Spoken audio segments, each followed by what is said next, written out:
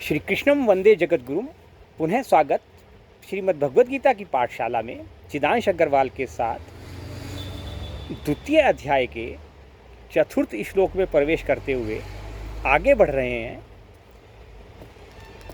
तृतीय श्लोक तक का विश्लेषण पिछले एपिसोड में मैंने किया।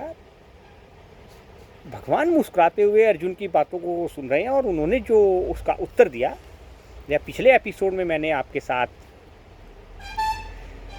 साझा किया था। अर्जुन भगवान की बातों को सुनकर फिर से कह रहे हैं,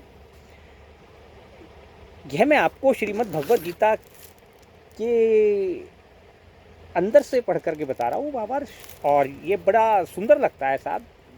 श्री कृष्ण कृपा मूर्ति श्री एसी भक्ति वेदांत प्रभुपाद जी ने जो विश्लेषण किया है उसको वहाँ से जो कुछ मैंने समझा है और अपनी डायरी में नोट किया है वह प्लस इसके अतिरिक्त निर्वाण षटकम और आचार्य प्रशांत की श्रीमद् भगवद गीता के जो विचारों को मैंने यूट्यूब पर सुना है वह सम्मिलित करके मैं अपने स्टाइल में आपके साथ श्रीमद् भगवद गीता के समस्त श्लोकों के भावार्थ का विश्लेषण कर रहा हूँ, ताकि आपको आसानी से, खास करके फर्स्ट ईयर के यानी 11th में जिनके पास अब श्रीमद् भगवद गीता का सिलेबस जिनके पाठ्यक्रम में शामिल हो चुका है, उनके लिए आसानी हो सके।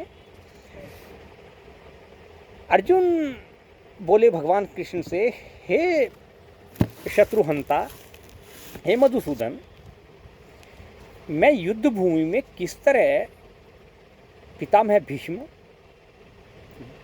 गुरु द्रोणाचार्य जैसे पूजनीय और जिन्होंने बड़ा स्नेह मुझे प्रदान किया है, ऐसे व्यक्तियों को पर उलटकर बाण कैसे चलाऊंगा। ऐसे महापुरुष जो मेरे गुरु भी हैं, जो मेरे स्वजन भी हैं, उन्हें मारकर जीने की अपेक्षा तो इस संसार में भीख मांगकर खाना बहुत अच्छा है।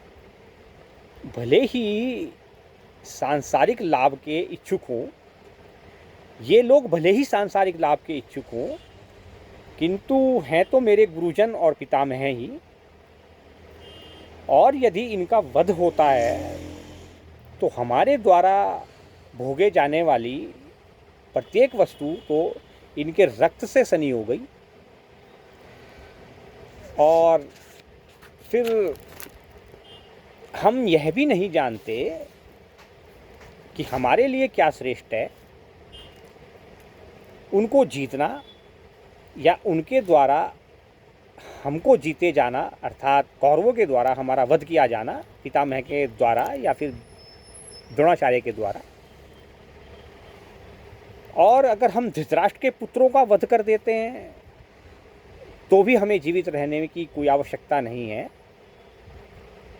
क्योंकि हैं तो वे मेरे ताऊ जी के पुत्र ही, भले ही दुर्बुद्धि हैं, फिर भी वे युद्ध भूमि में तो फिलहाल हमारे समक्ष खड़े हैं। अब मैं अपनी बहुत ही ज़्यादा गहराई में कृपण, मतलब अत्यंत गहरी उतरी हुई दुर्बलता के कारण न केवल अपना धर्म अपितु अपना कर्तव्य भी भूल गया हूँ, और हे माधव, सारा धैर्य खो चुका हूँ। ऐसी अवस्था में मैं आपसे पूछ रहा हूँ कि मेरे लिए क्या श्रेष्ठकर है, मुझे कृपया निश्चित रूप से बताएं। मैं कह रहा हूँ कि कृष्णम वंदे जगद्गुरुम, आपके चरणों में दास की भांति लेट रहा हूँ, आपका शिष्य हूँ, आपकी शरणागत हो गया हूँ। आप इस जगत के ही नहीं, मेरे तो बहुत ही प्यारे मित्र भी हैं और गुरु भी हैं। अब गुरु की भांति मुझे उपदेश दें, मेरे लिए क्या करना श्रेयस्कर होगा। क्योंकि अपने आप ही उत्तर दे रहा है अर्जुन, देखिए, मुझे ऐसा कोई भी साधन नहीं दिखता जो मेरी इंद्रियों को सुखाने वाले इस शोक को दूर कर सके। स्वर्ग के देवताओं के आधिपत्य की तरह इस धन धान्य संपन्न सारी पृथ्वी पर निष्कंटक राज्य प्राप्त करके भी मैं इस शोक को दूर नहीं कर सकूंगा। अद्भुत है अब ये बात।